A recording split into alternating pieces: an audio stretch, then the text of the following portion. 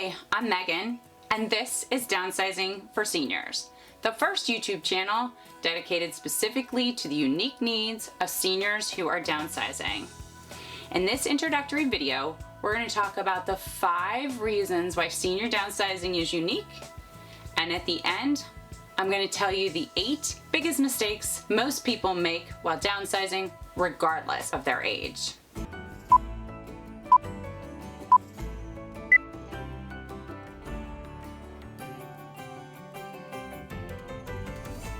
Just to be clear, while my channel is dedicated to seniors, most of the information will apply to anyone who's downsizing. So, no matter what your age, I'm thankful you've taken a few minutes of your day to watch this video. If you're new to YouTube, all the content is free. Really, it's free.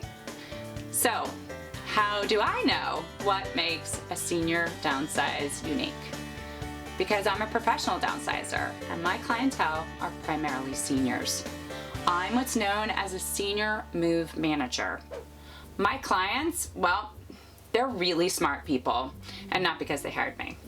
If you met them, you'd realize how incredible they are. Some of them have had amazing careers, some have traveled the world, they have fantastic families, some have contributed to their communities in significant ways. I'm often in awe at how impressive their lives are. And yet, I've seen them brought to their knees and sometimes near tears by their stuff and the process of downsizing. As I worked with these strong people who were struggling, I needed to know more about why they were struggling. So I did what any of you would do. I started reading. I read and I watched anything I could get my hands on. Personal anecdotes, academic studies, you name it. Between that research and my field experience, I've come up with some real answers, and now I want to share those with you, including the 5 reasons why seniors are unique when they downsize. So, number 1, technology. Ask anyone under 50 years of age about how they downsize, and in all likelihood, they're going to talk about using their smartphones or their computers. They downsize selling unwanted items on eBay, Craigslist, Facebook Marketplace, an app, or some other online format.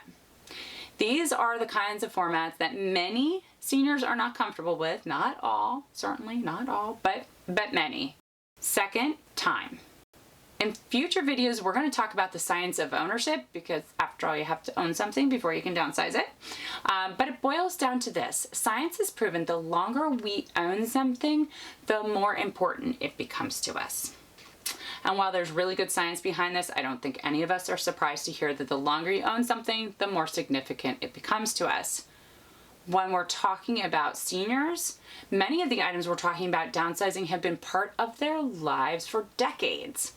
And it really does make downsizing harder. The third reason is quantity. Now, I have no data to support this, but here's my guess. If you're between the ages of 60 and 75 years of age, in all likelihood, you are living in the most square footage per person in your household that you've ever lived in.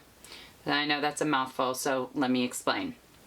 Let's say you're living in a 2,400 square foot home where you raised 2 children. At one point, there were probably 4 people, 2 adults, 2 children, living in that home. And that was basically 600 square feet per person in your household. Let's say that same 2,400 square foot house only is occupied by you and your spouse or partner.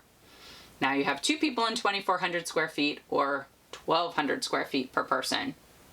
And if you're living there alone, you have all 2,400 square feet.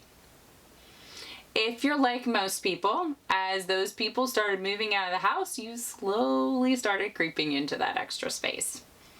A child's bedroom becomes an office or a hobby room, or maybe it still is a bedroom, but you've taken over the closet. Whatever the case, it seems to be human nature to expand into the spaces we're given. The amount of space is often at its largest when seniors start thinking about downsizing, and often our houses at any age are filled. The 4th reason is health. For many seniors we work with, they are dealing with some health issues that they didn't have the last time they moved. Whether this is just a simple issue or something major, it can put additional obstacles into the downsizing path. And finally, the fifth reason for the senior focus, emotions. Although this is not always the case, there are often different reasons why younger people are downsizing versus why seniors are downsizing. For most seniors, downsizing is something they are approaching with mixed emotions, often with very mixed emotions. We cannot ignore the emotional aspect that most of our seniors are experiencing. And we're not going to shy away from talking about the tough stuff. So to recap, what makes a senior downsizing unique? 1, a technology gap. 2, the feeling of ownership that increases over time. 3, an increase in space, which allows for an increased number of items. 4, health concerns. And 5, finally, the emotional aspect. Obviously, they are not going to apply to every senior. They may not all apply to you, but in our experience, they apply to many of our clients. So let me quickly explain who I am and why I have these great clients and how I became a professional downsizer. About 8 years ago, my in-laws were downsized for the first time. They would end up being downsized 3 times in 3 years. Complicated reasons why that happened, but it gave me a real experience. After this baptism by fire, I took a number of courses, I opened up my business, and eventually became a senior move manager. But that's plenty about me, because these videos are not about me, they're not about my business. They're about you and trying to empower you. Downsizing is tough, and sometimes it feels like you're powerless or you're losing control. I hope by sharing what I know, you'll feel a little more confident about the process and a little more in control. So earlier, I promised you the 8 biggest mistakes people make when downsizing. Okay, ready? These are my opinion of the 8 biggest mistakes that people make. 1, maximize your downsize. 2, minimize your downsize. 3, failing to prioritize your downsize. 4, idolize your stuff. 5, rationalize your stuff. 6, monetize your downsize. 7, itemize your downsize. And number 8, generalize your downsize. I try to make things easy by giving all 8 of them that IZE ending. In future videos, we're going to cover all 8 of these mistakes. And more importantly, how to avoid them. So those will be my first set of videos, but after we cover those 8 biggest mistakes, we're going to cover a wide variety of things. We're going to talk about technical how-tos. We'll look at some of the psychology related to ownership and downsizing. We're going to go beyond the platitudes that you often hear when downsizing. Some of them drive me crazy. And we're going to give you lots of pro tips and lots more. So please watch every video. If you like this one, be sure to give it a thumbs up. If you're watching and know someone who would benefit from this information but does not normally watch YouTube, please be sure to help direct them to our channel.